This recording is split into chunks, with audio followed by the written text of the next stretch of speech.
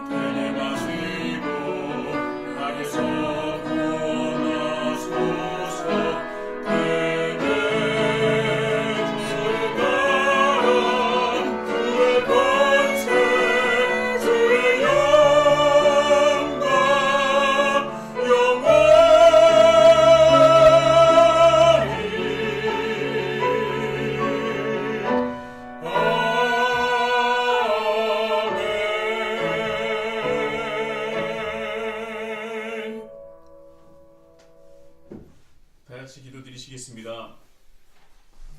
사랑의 하나님 아버지, 부족한 우리에게도 다시 한번 기쁜 새해를 맞이할 수 있는 은혜를 주심에 감사드립니다. 2021년 주님의 은혜로서 우리가 큰일 없이 아무 탈 없이 감사함으로 기쁨으로 한 해를 보냈습니다. 주님께 주신 이 은혜와 감사를 우리가 잊지 않을 수 있도록 인도하여 주시고 또한 그 은혜에 대한 감사가 2022년을 살아갈 수 있는 그 믿음의 자녀로 살아갈 수 있는 힘이 될 수 있도록 인도하여 주시옵소서. 또 하나님께서 우리에게 허락하신 귀한 2022년을 또 주님 앞에 우리가 온전히 내어드리길 소망합니다. 이제까지 우리가 나를 위해서 또한 내 자신을 위해서 또한 나아가봐야 나에게 속한 사람들을 위해서 살아왔다면 2022년에는 오직 하나님과 하나님 나라를 위해서 살아갈 수 있는 우리 히즐라이프 처치가 될 수 있도록 인도하여 주옵소서.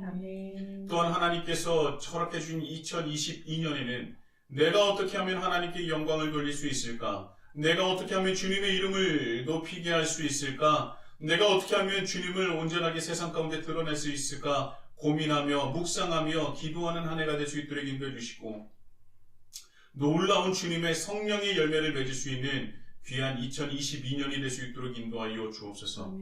또한 한 가지 더욱더 감사드리는 것은 우리 히즐라이프 처치가 2주년을 맞이하게 되었습니다. 얼마나 감사한지 모릅니다. 개척교회로서 가정교회로서 또한 시작하자마자 코로나 팬데믹으로 여러 어려움을 겪었지만 그러나 그것이 어려움이라고 느껴지지 못할 정도로 놀라운 주님의 사랑과 하나님의 보호하심과 또한 인도하심이 있었음을 주님께 고백합니다. 주님의 이 놀라우신 은혜와 감사와 인도하심과 그 보호하심을 우리가 잊지 않고 2022년은 2020년과 2021년보다 더욱더 하나님께 영광 돌리며 더욱더 하나님을 경배와 찬양하는 귀한 히즐라이프 처치가 될 수 있도록 인도하여 주옵소서. 오늘도 하나님께 최고의 예배 드리기를 소망하는 우리 히즐라이프 처치 한 사람 한 사람 함께 예배 드리는 귀한 영 가운데 주님께서 은혜를 내려주시고, 또한 우리가 마음과 영과 힘과 뜻을 다하여 주님을 사랑하며 예배드리는 귀한 시간 될 수 있도록 인도하여 주옵소서. 예수님의 이름으로 간절히 기도드립니다. 아멘.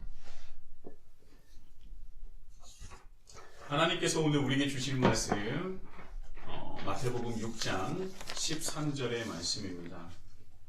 마태복음 6장 13절의 말씀, 우리 다 같이 하나님의 말씀을 받들어 봉독하겠습니다. 합독하시겠습니다. 시작. 우리를 시험에 들게 하지 마옵시고 다만 악에서 구하시옵소서. 나라와 권세와 영광이 아버지께 영원히 있사옵나이다. 아멘. 할렐루야. 아멘. 오늘도 우리 히즐라이프 처치는 하나님께 최고의 예배를 드리길 소망합니다. 아이고, 새해가 밝았습니다. 제가 미처 새해 복 많이 받으세요. 또 이런 인사를 드리지 못한 분이 있다면 죄송하고요. 그러나 하나님께서 우리와 함께 하시는 우리 귀한 우리 공동체 가운데 분명히 살아서 역사하시는 하나님의 은혜가 차고 넘치는 2022년이 될 줄 믿습니다. 이제 한 해가 다 가고 새해가 밝았습니다. 이제는 우리에게 익숙했었던, 그리고 아주 다사다난했던 2021년이 지나가고 낯설지만 그러나 반갑고 기대가 되는 2022년이 되었습니다. 이제 우리가 올 한 해 2022년 이 말이 익숙해질 때는 몇 개월이 지날 거예요. 그렇죠? 아직까지는 2021년이 더 우리 입술 가운데 더 익숙할 것입니다. 그런데 2022년은 시작했다는 것이죠. 새해 시작은 늘 기대가 되고 또 가슴 설레는 뭔가가 있지 않습니까?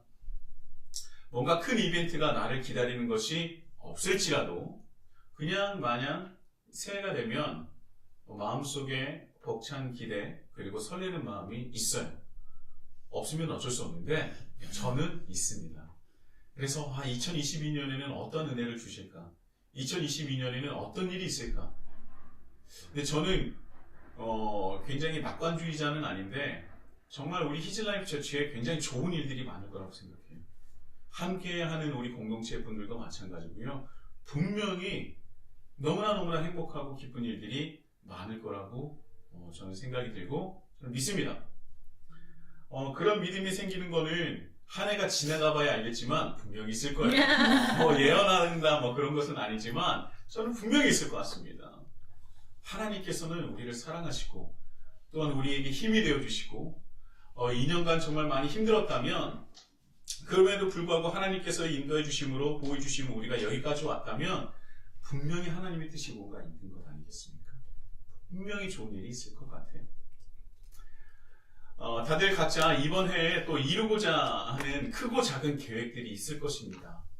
한없이 평범한 계획일지라도 아니면 내 일생일 때에 굉장히 큰 목표를 설정하고 계획하는 것이 있다면 어찌됐든 그것이 크든 작든 모두 하나님께 영광을 돌리며 하나님 나라를 위해서 그 확장에 쓰임받기를 소망해요.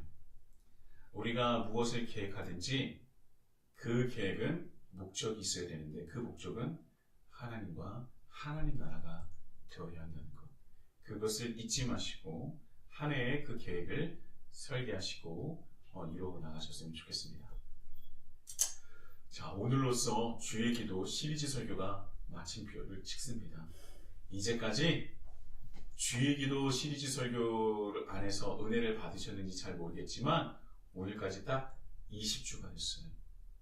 정말 길고 긴 시간입니다. 20주라고 하면 거의 반년이에요. 거의 반년입니다. 210일이죠? 그쵸? 예, 뭐 날수로 따진다고 보면 1년이 52주로 볼 때 3분의 1이 훨씬 넘는 시간. 너무 감사하죠. 절반이 가까이 되는데 넘을 수도 있죠. 네. 저는 주의 기도로서 은혜를 함께 정말 귀한 은혜를 나눴다고 생각합니다. 20주의 설교가 다 여러분이 기억하시지 못할 거예요. 그러나 그것을 터치할 때 분명히 떠오를 때가 있을 겁니다. 하나님의 말씀은 살아있기 때문이죠. 참 감사하고 즐거운 시간이었습니다.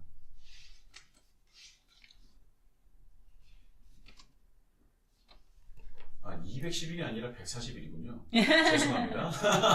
갑자기 뭔가 이상한 것 같아서 생각해 봤는데 140일이었어요. 자, 여러분 혹시 기억나십니까? 우리 주의 기도는 어떤 말로 시작이 되는지. 한글로는 하늘에부터 시작되지만 제가 설교 중에는 무엇으로 시작된다고 말씀을 드렸었어요.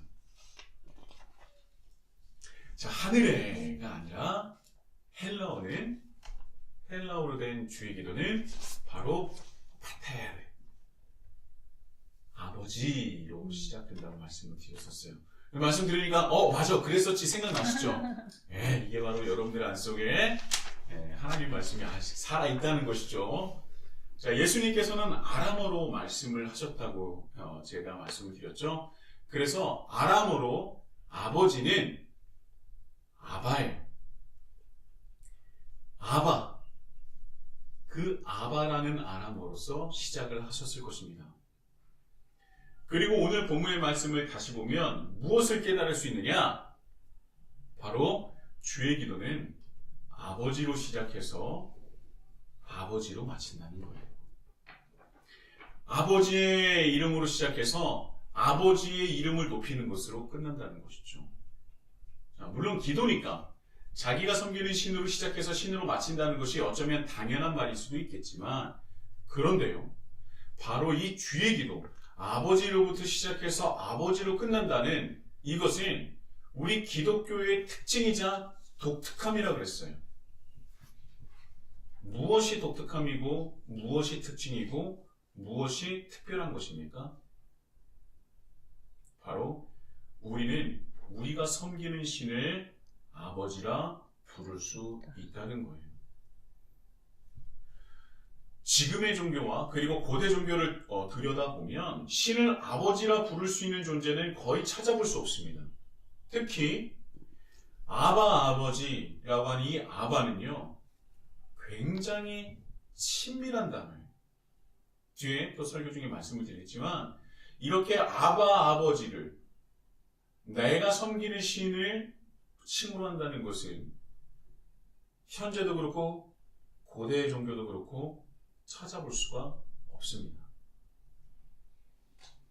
그래서 만약에 고대 종교 중에서 자신이 섬기는 신을 아버지라 부른 종교를 찾아보면, 정확하게 말한다면 그것은 대부분 왕권 신수설, 그러니까 내가 왕권을 강화하려는 왕이 그 나라를 내가 더욱더 통치를 쉽게 하기 위해서 내가 신의 아들이라 라는 것을 사용할 때 정치적인 목적을 위해서 사용한 것 이외에는 내가 섬기는 신을 아버지로, 그리고 너무나 친근한 아버지로 부르는 종교는 없다는 거예요. 기독교가 유일합니다. 거의 정치적으로 신을 이용하여 자신의 통치를 정당화하고 강화시키려는 목적이 거의 전부라고 할 수 있어요. 그런데 우리 기독교는요, 하나님을 아버지라 부르는데 정치적인 요소가 전혀 없습니다. 내가 무엇인가 남들보다 더 많은 것을 누리기 위해서, 누릴 수 있기 위해서, 그것을 정당화하기 위해서 내가 섬기는 신을 아버지라 부르는 것이 아니라 정말 우리의 아버지이기 때문에 아버지로 부를 수 있다는 것이죠. 그러나 정확히 말하면 우리는 하나님을 아버지라 부를 수 없는 존재예요. 그러나 예수 그리스도의 십자가 그리고 그 안에서 흘리신 보혈로 말미암아 우리는 예수님과 함께 하나님을 아버지라 부를 수 있는 존재가 된 겁니다. 그 자격을 얻은 거예요. 그것은 내가 스스로 얻은 것이 아니라 예수 그리스도가 없었다면 불가능한 일이었습니다. 그래서 예수 그리스도를 구주라 시인하는 자들에게는, 하나님을 믿고 따르는 자들에게는, 그들에게는 하나님을 아버지라 부를 수 있는 영광 중의 영광을 허락하여 주신 것입니다. 이게 너무나 큰 은혜인 거예요. 이거는 복음을 통틀어서 어느 종교에서도 볼 수 없는 가장 특별하고도 가장 독특하고도 너무나 완벽한 사랑으로 이어진 정말 너무나 완벽한 그런 종교라는 것입니다. 우리가 자격이 있거나 능력이 있어서 뭔가 특별해서가 아니라 하나님의 전적인 은혜로서 우리에게 하나님의 자녀가 될 수 있는 자격을 부여해 주신 거예요. 그래서 오히려 우리에게는 능력이 없지만 하나님의 능력이 되어 주셔서 하나님을 아버지라 부를 수 있는 것이고요. 그리고 그 자격이 없지만 하나님의 전적인 은혜로서 자격을 부여해 주셔서 우리가 하나님을 아버지라 부를 수 있게 된 것입니다. 철저한 하나님의 사랑과 예수 그리스도의 섬김과 희생으로 이어진 하나님과 우리의 관계라는 거예요. 이건 정말 놀라운 거죠. 예수님은 우리가 하나님의 자녀됨을 자신의 희생과 섬김으로 시작하고 이루신 것이죠. 그래서 우리가 하나님께 드려야 할 온전한 기도문인 주의 기도를 가르치실 때 무엇으로 시작하느냐? 아버지로, 베테로 시작하는 거예요. 아버지로 시작하는 거예요. 그리고 또 거기에서 그냥 아버지가 아니라 뭐라 그래요? 우리의 아버지. 우리의 아버지. 예수님, 나만의 아버지가 아니라 하늘에 계신 누구요? 우리 아버지요. 라고 우리에게 너희도 하나님의 자녀임을 선포하신 것입니다. 예수님과 함께 우리는요, 하나님을 우리의 아버지로 부를 수 있게 됩니다. 이것이 왜 기독교의 특징이며 독특하고도 영광 중의 영광이냐? 여러분 생각해 보세요. 하나님을 알고 하나님을 이미 믿고 따랐었던 유대인들조차 하나님을 아버지라 부를 수 없었기 때문입니다. 수천 년 동안 이미 하나님을 믿고 섬겼었던 그 유대인들조차 허락되지 않았던 것을 예수님께서 죄인 중에 죄인인 우리를 향해 전적인 사랑과 희생과 섬김으로 하나님을 아버지라 부를 수 있는 그런 은혜를 허락해 주신 거예요. 유대교에서는 하나님을 아버지라 부를 수 없었고요. 지금도 없습니다.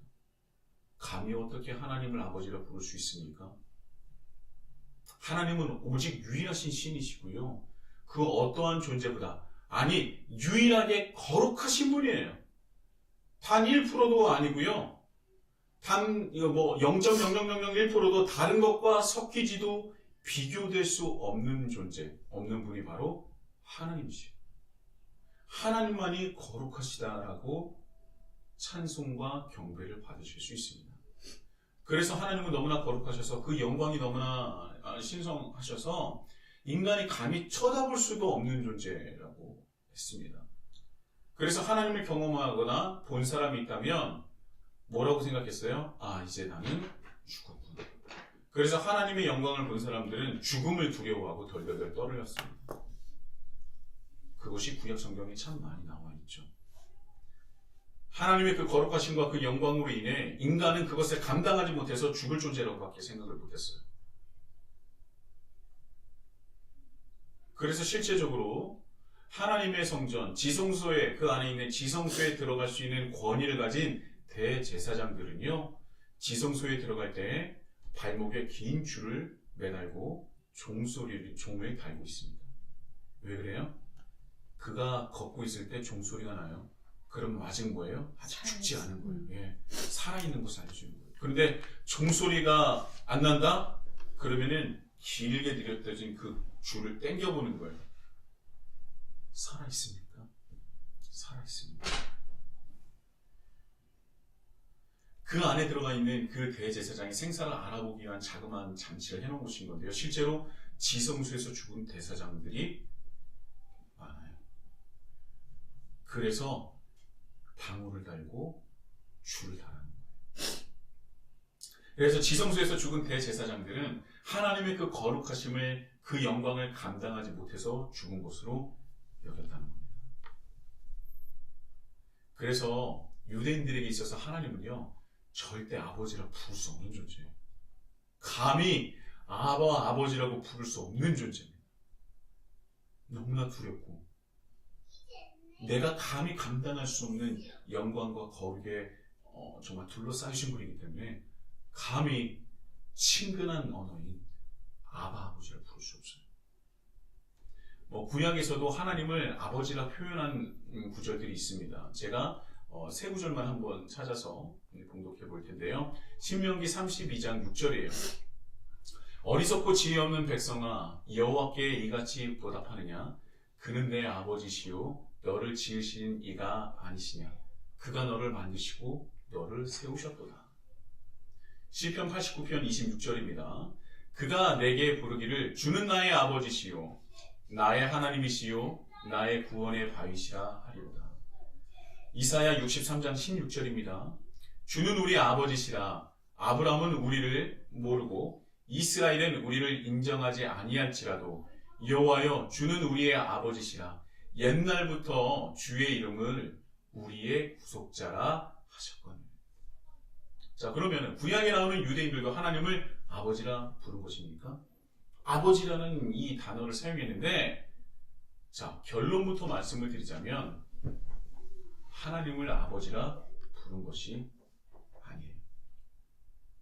구약에서 하나님을 아버지라 칭한 대부분의 말씀은요, 하나님을 창조자로서 하나님, 그러니까 나를 만드신 분으로서의 하나님을 표현한 것입니다.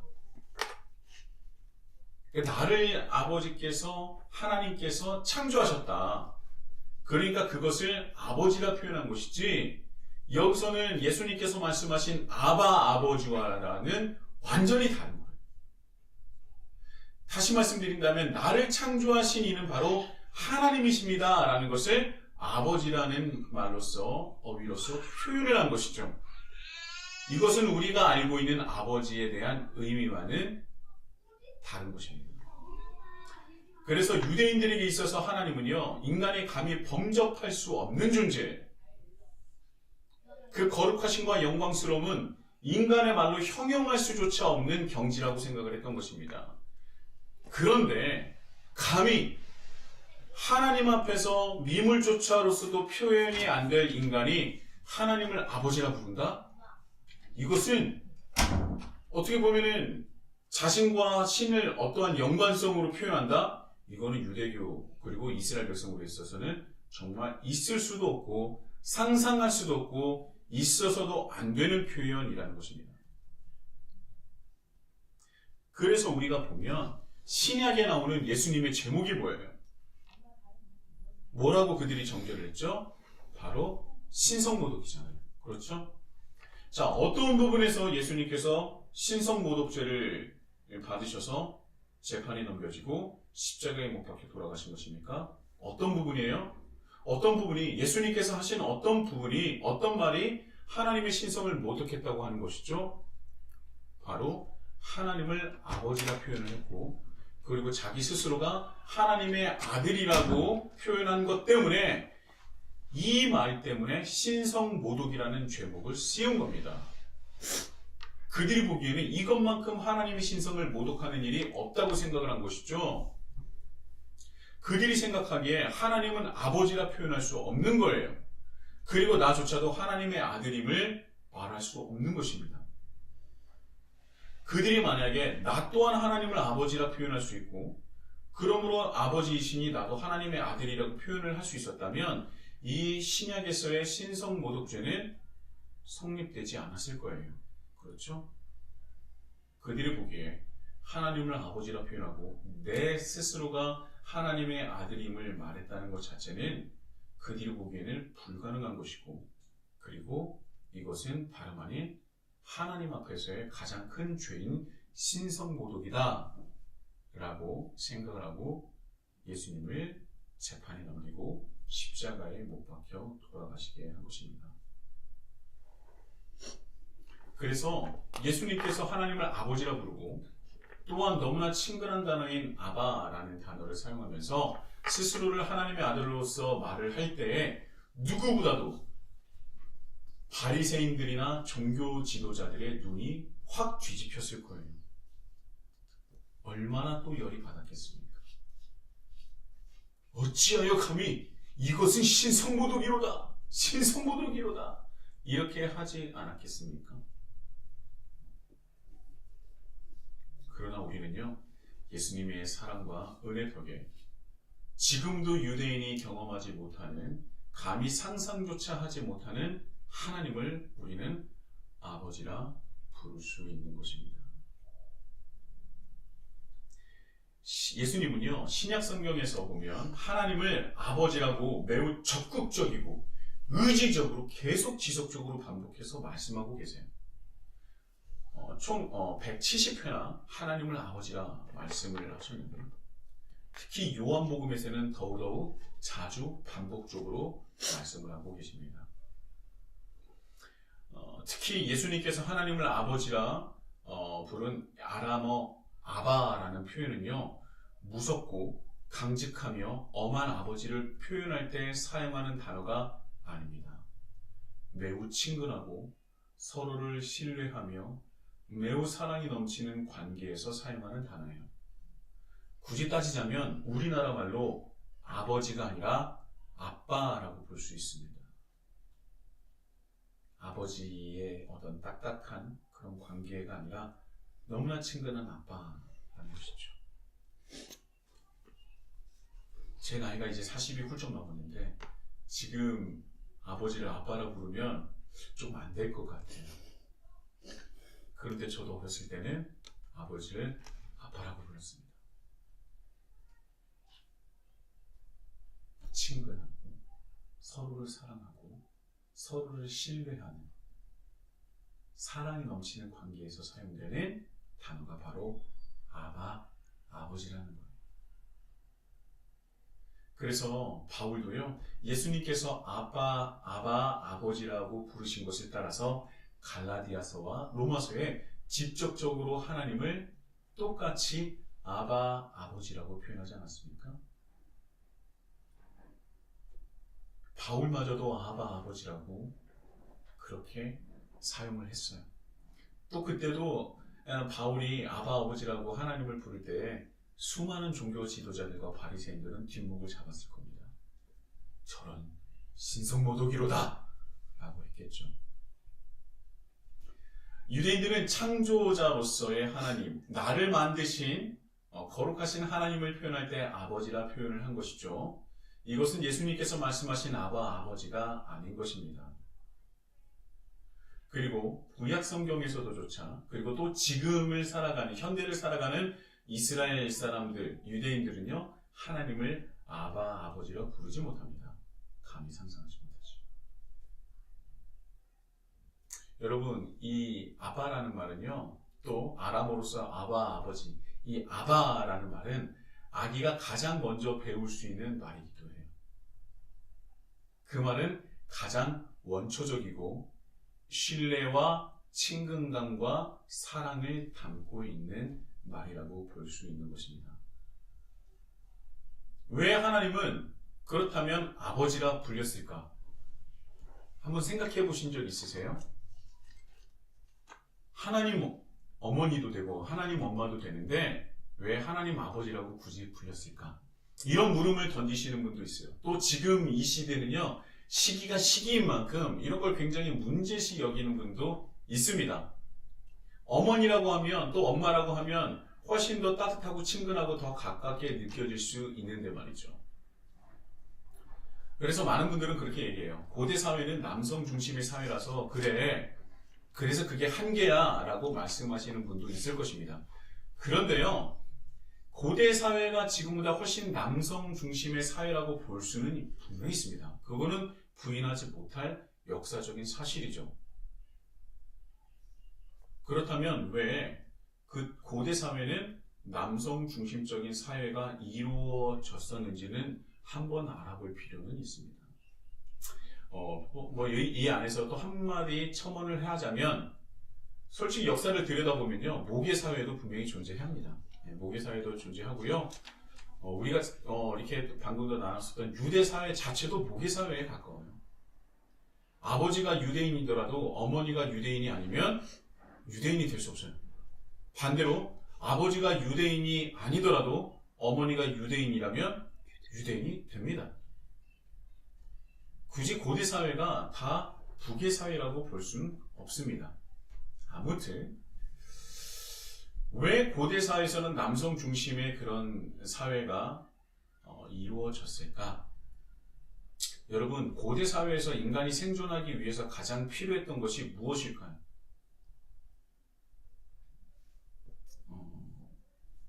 내가 살아남을 수 있는 힘이에요. 힘. 고대 사회는 지금처럼 사회 전반에 걸쳐 인간이 인간답게 살 수 있는 여러 가지 제도나 법적인 체제가 갖춰져 있지 않습니다. 사람들의 인식 자체도 그랬죠. 현대 사회보다 더욱더 원초적이었고요. 힘의 논리, 약육강식이 인간 사회에서도 당연하게 여겨졌었습니다. 내 가족, 내 부족, 내 나라를 지키기 위해서는 남들보다, 내 옆 부족보다, 옆 나라보다 힘이 더 강해야 했어요. 그래야 내 가족, 내 부족, 내 나라를 보호할 수 있었던 것이죠. 그리고 사회가 어느 정도 발전을 하게 되어서 사회적, 법적 체제가 조금씩 갖춰진 시대라도 그 안에서조차 가장 위험한 일, 그리고 내 가족을 지켜야 하는 일, 내 부족을 지켜야 하는 일, 내 나라를 지켜야 하는 일들은, 가장 위험한 일들은 남성들이 감당을 했었습니다. 성경에 나온 수많은 전쟁들, 그리고 전쟁이 아니더라도 가족을 부양하기 위해서 양떼를 친다고 본다면 양을 지키기 위해서 곰이나 사자, 그리고 이리와 늑대에게 가축들을 지켜내야 하는 존재가 바로 남성이었어요. 그리고 그 가축을 지키고 보호해야 하는 이유는요, 바로 가족을 지켜야 하고 나에게 가족이 있었기 때문입니다. 가족을 부양하고 지키고 보호해야 할 존재가 남성이었어요. 왜냐하면 남성이 힘이 조금 더 강하기 때문이죠. 여러분, 다윗이요, 심심해서 문맷돌을 잘 다룰 수 있게 된 것이 아닙니다. 그 어린 나이에 그 가족을 먹여 살릴 수 있는 양떼를 지키기 위해서, 그가 살아남기 위해서 문맷돌을 잘 다룰 수 있게 된 거예요.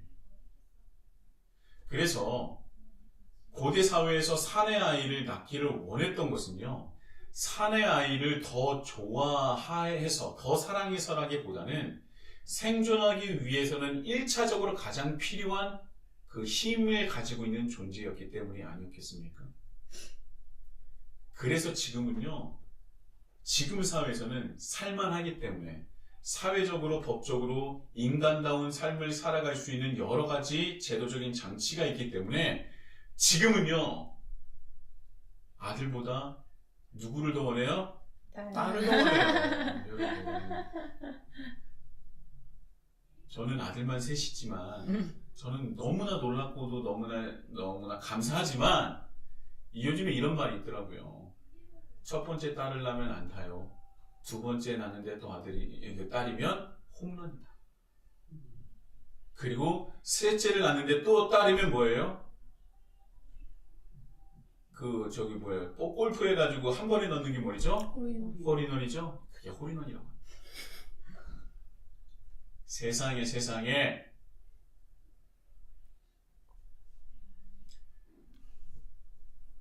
왜 하나님을 아버지라고 부르냐면요, 하나님의 인격적인 속성 중에서 우리를 사랑하시고 보호하시고 지켜주시고 이끄시는 존재를 그 당시에 표현할 수 있는 가장 이해하기 쉬운 어휘가 바로 아버지였던 것입니다. 아버지는 누구보다도 먼저 앞장서고 모진 비바람 모래 등을 자연적인 어려움에서도 가족을 지켜내고 보호하는 존재.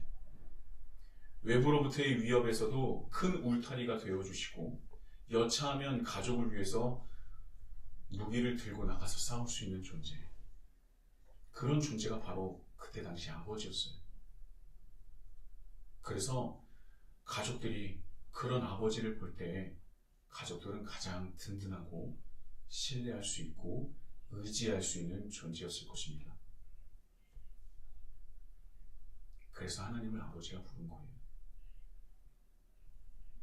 모든 위협 속에서, 모든 위험 속에서, 모든 어려움 속에서 1차적으로 먼저 나가서 그것을 막아주는 존재. 저에게 개인적으로 아버지는요, 정말 태상 같은 분이세요. 정말 강직하셨고요. 정말 성실하셨고 가족을 위해서 일생을 치열하게 사신 분이십니다. 그것은 우리 가족 단 한 사람도 부인할 수 없어요. 아버지가 때로 무섭기도 했지만 그래도 제가 두렵고 힘들어할 때는 바로 찾아가는 존재가 아버지였습니다. 무서울 때는 아버지 뒤에 숨는 것이죠. 그래서 저도 그런 아버지가 되려고 지금 노력하고 있는 것이고요. 내 가족을 위해서 가장 열심으로 치열하게 살아가는 그 존재. 고대 사회에서 봤을 때 까딱하면 죽을 수 있는 그런 너무나 험악한 그 세상에서 가장 최전선 그 앞에서 가족을 위해서 열심히 울타리가 되고 방어막이 되고 때로는 무기가 되어주는 존재가 바로 아버지였던 거예요. 그래서 하나님의 그 인격적인 그 속성, 그것을 예수님은 하나님을 아버지라 부르신 것입니다. 하나님은 우리에게 그 어떠한 아버지보다도 완벽하고 완전하신 분이에요. 여러분, 하나님을 아버지라 부르는 것은 이 안에서 가장 중요한 것은 호칭이 아니라 하나님이 우리에게 어떠한 존재인지 그리고 또 어떠한 존재로서 우리에게 다가오셨는지가 중요한 겁니다.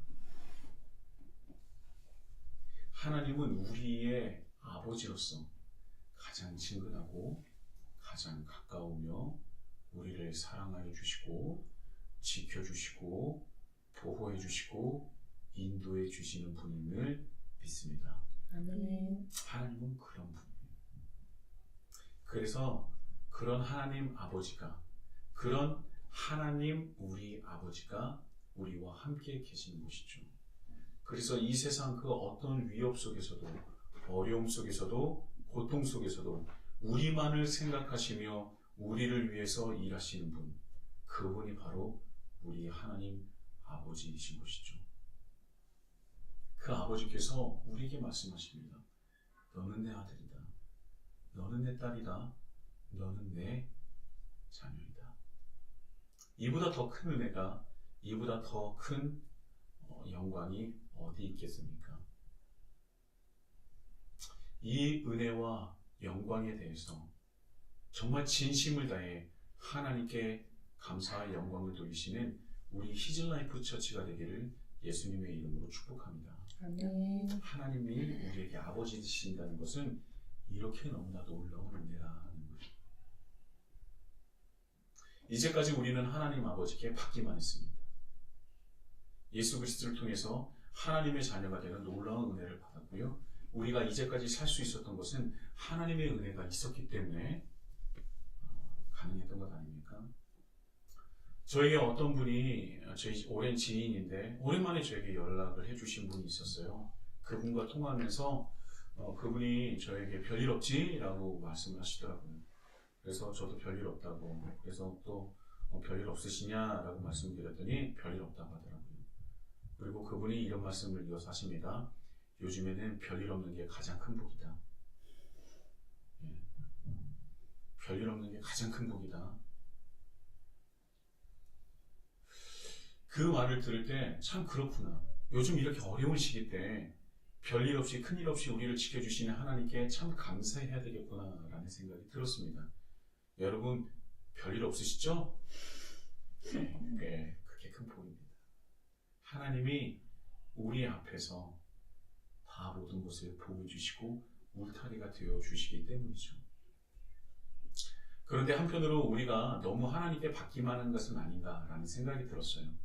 하나님께 무엇인가 받았다고 생각할 때에 우리는 흔히 이렇게 말하지 않습니까? 하나님께서 나에게 무엇인가 허락을 해주셨다. 그때 우리가 뭐라고 얘기하냐면 이 모든 영광과 감사를 하나님께 영광 돌린다 이렇게 표현하지 않습니까? 그래서 생각해봤어요. 우리가 하나님의 자녀로서 하나님께 감사와 영광을 돌린다는 것은 무엇일까? 또 어떤 것이 하나님께 감사와 영광을 돌리는 것일까? 그냥 말만 하면 되는 것인가? 감사와 영광에 대해서 묵상할 때 저는 오늘의 말씀이 제 눈에 확 들어왔습니다. 나라와 권세와 영광이 아버지께 영원히 있사옵나이다. 아멘. 자, 이 말씀을요, 세 번역으로 본다면 나라와 권세와 영광은 영원히 아버지의 것입니다. 라고 볼 수 있어요. 자, 나라와 권세와 영광은 바로 마땅히 하나님의 것이어야 하며 하나님께 속한 것임을 말씀하고 있는 거예요. 아, 그렇구나. 우리는 나라와 권세와 영광이 마땅히 하나님께 속하였고 하나님의 것임을 증거하며 살아가면 되겠구나. 그렇다면 어떻게 증거하고 세상에 드러낼 수 있을까? 아, 우리 삶 속에서, 우리 삶의 현장에서 이렇게 살아가면 되겠다. 하늘에 계신 우리 아버지의 이름이 우리로 하여금 거룩히 여김을 받을 수 있도록 살아가야겠다. 하나님 나라가 임할 것을 전하되 그 나라는 하늘에서 이루어지고 있는 하나님의 뜻이 이 땅에서도 그대로 이루어지게 하는 것이구나. 그래, 내가 이 땅에 하나님의 뜻을 이룰 수 있는 존재가 되어야 되겠구나.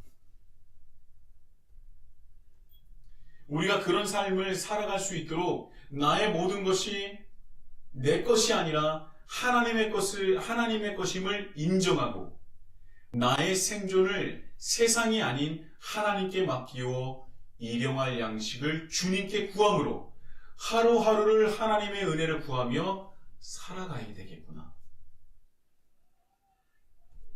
나 스스로를 사랑하는 것뿐만 아니라 내 옆에 나와 함께하는 모든 사람을 사랑함으로 하나님께서 우리의 죄를 용서해 주신 그 용서의 가치를 사랑으로 한번 이뤄내보자.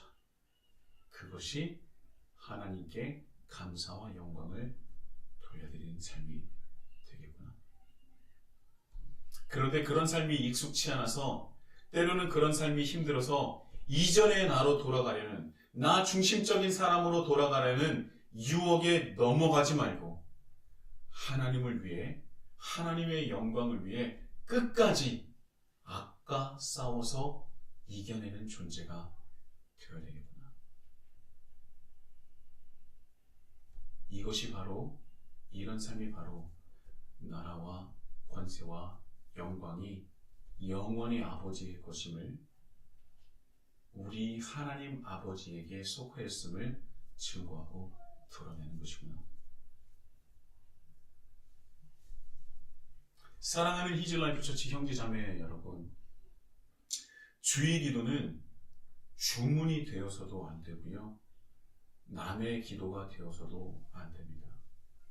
바로 우리 히즐라이프의 기도, 우리의 기도가 되어야 하는 것이죠. 그리고 그 기도는 하나님을 위한 우리의 삶으로서 이 세상에 그대로 이루어지게 해야 합니다. 우리가 하나님과 하나님 나라를 위해 주의 기도의 삶을 살아갈 때에 나라와 권세와 영광이 모두 하나님의 아버지 것임을, 모두 다 하나님 아버지께 속하였음을 증거하는 것이고요. 이 주의 기도의 삶이 하나님께 감사와 영광을 돌리는 삶이 되는 것입니다. 2022년에는요, 주의 기도의 삶을 이루어내시고 하나님께 감사와 영광을 돌리시는 우리 히즐라이프 처치가 되시길 예수님의 이름으로 축복합니다. 아멘. 우리 다 같이 찬양하실 텐데요. 오늘은 주의 기도 마지막 설교 날이니까 결단 찬송도 주의 기도로 하고 싶어요. 여러분, 이 주의 기도가 우리의 기도가 되어야 되고 우리 삶이 되어야 한다는 것 여러분 꼭 기억하시고 이 찬양이 우리의 신앙 고백이 되길 소망합니다.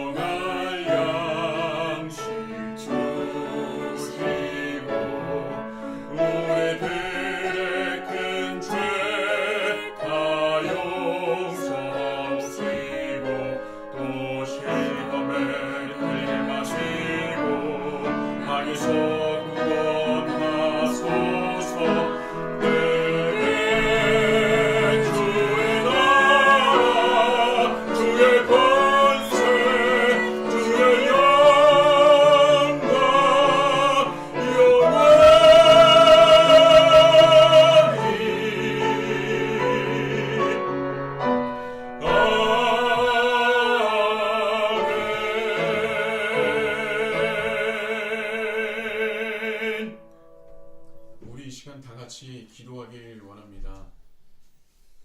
주님, 우리가 일주일 동안, 아니 2021년 동안, 아니 이제까지 주님을 믿고 있었던 그 시간 동안 우리는 정말 우리의 삶 속에서 하나님께 감사의 영광을 돌리고 살았습니까? 우리가 말로는 정말 수십 번, 수백 번 하나님께 감사의 영광을 돌리겠다라고 말을 했지만 정말 그 안에 살아계신 하나님을 감사하며 정말 온전한 영광을 돌리는 삶을 살았습니까? 주여, 우리가 너무나 부족했습니다. 너무나 부족했습니다.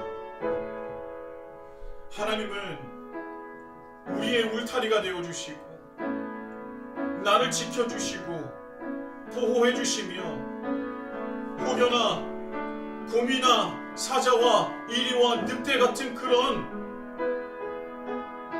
위협 속에서도 혹여나 그 안에 다칠까, 거기서 쓰러질까 걱정하시며 우리를 지켜주셨는데도 불구하고 우리는 여전히 그것을 너무나 당연히 여기고 혹여라도 삶을 통해서 정말 단 하나의 자갈과 같은 돌이 나에게 튀었을 때 때로는 하나님을 원망하고 왜 이런 일이 나에게 닥쳐야 하느냐 하나님께 원망하며 기도드리진 않았습니까?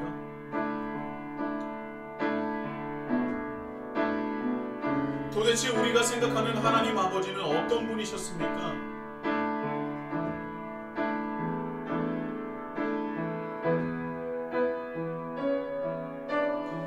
하나님은 우리에게 아바 아버지로 다가오셨습니다.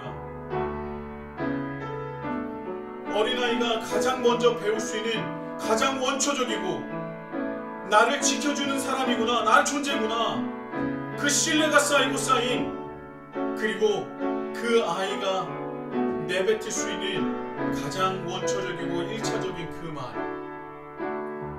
아바 아버지. 그 아바 아버지로서 하나님은 우리에게 다가오시지 않았습니까?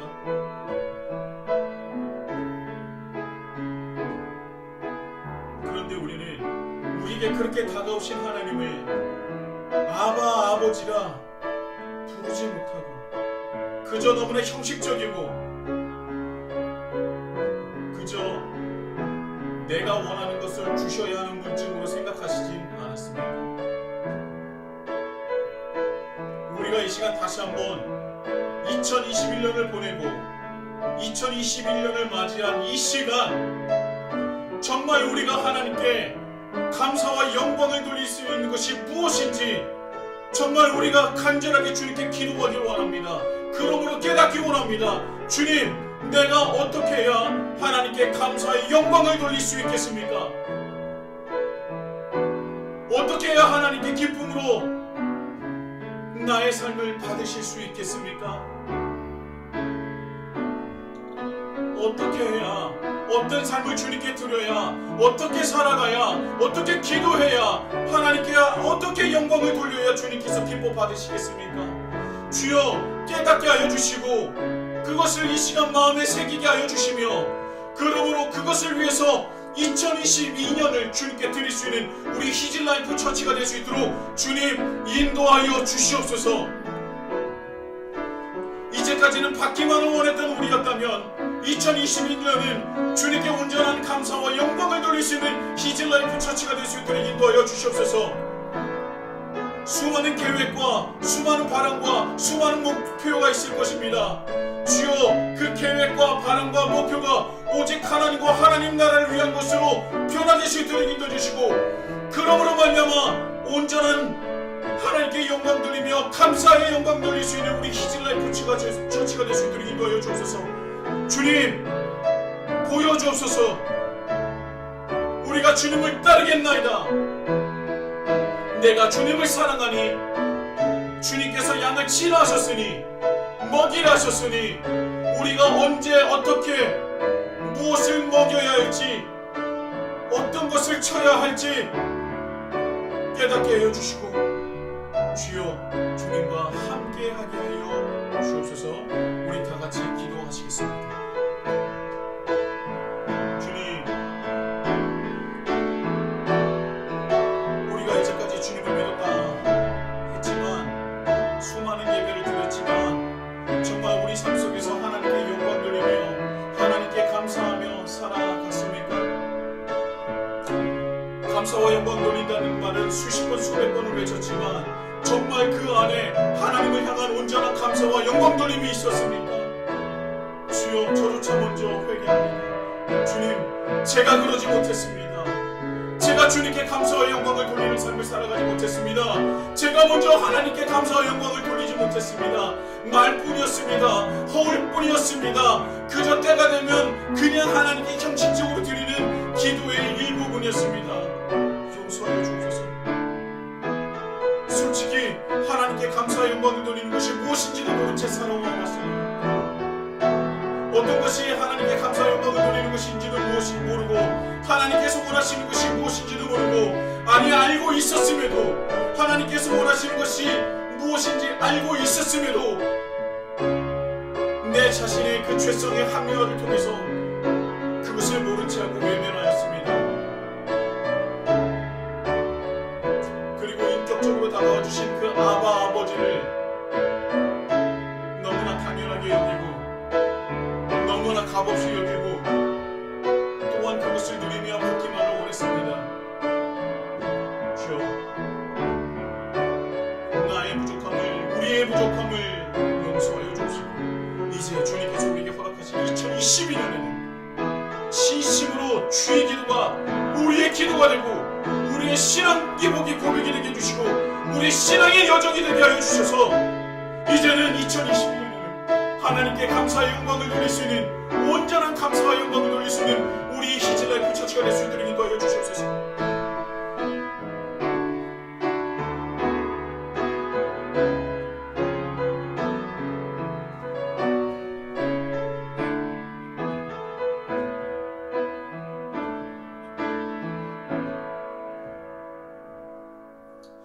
하나님 아버지, 주님 감사합니다. 별일 없이, 별탈 없이 2021년을 보내게 하여 주시며, 우리가 별일 없이 별탈 없이 살아가기 위해서 우리를 위해 끊임없이 일하여 주시고 수고하여 주신 하나님의 은혜에 감사의 영광을 돌립니다. 늘 우리를 위해서 수고하여 주시고 일하여 주시는 우리 하나님 아버지께 진심을 다하여 감사와 영광을 돌릴 수 있는 우리 히즐라이프 처치가 될 수 있도록 인도하여 주시옵소서. 하나님께서 인도하여 주셔서 주의 기도, 정말 20주간의 그 길고 긴 그 시간을 마침표를 찍었습니다. 20주간을 보내며 정말 그 말씀이 살아계신 하나님의 말씀이 되게 해주시고 우리 가슴판에 새겨지는 귀한 주님의 말씀이 되게 하여 주옵소서. 또한 주의 기도가 예수님께서 우리에게 가장 필요하다 여기셔서 우리에게 가르쳐 주신 그 주의 기도가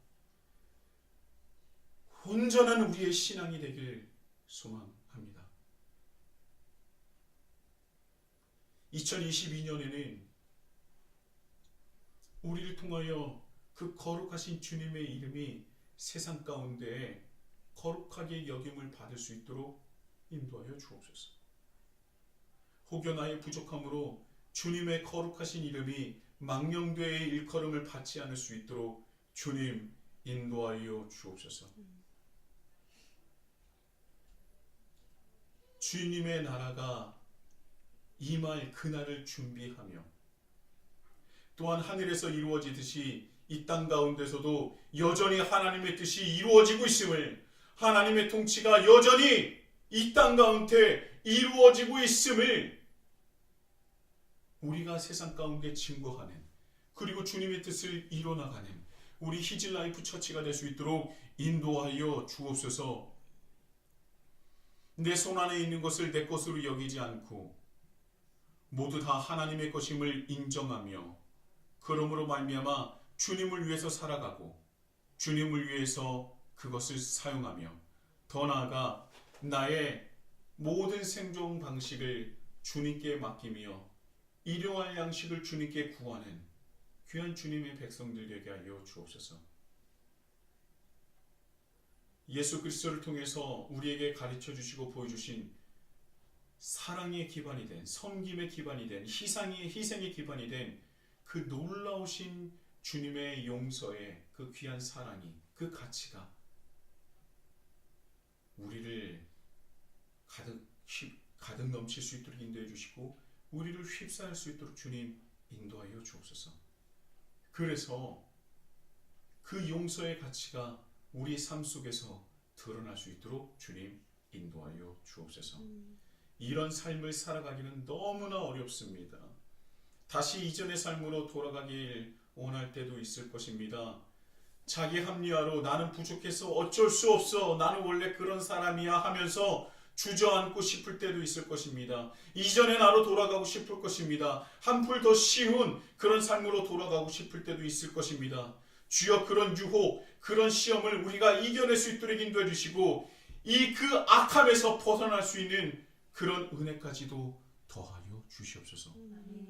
그러므로 말미암아 그런 삶을 주님께 내어드려서 정말로 온전한 나라와 권세와 영광이 영원히 아버지의 것임을 증거하며 온전한 영광과 감사를 주님께 돌릴 수 있는 우리 히즈라이프 처치가 될 수 있도록 인도하여 주시옵소서. 주님을 사랑하며 이 모든 것 예수 그리스도의 이름으로 간절히 기도드립니다. 아멘.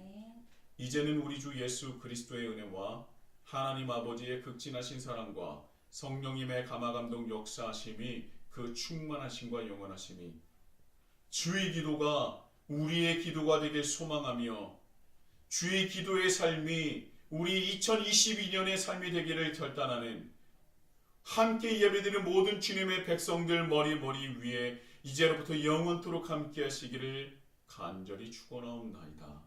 아멘.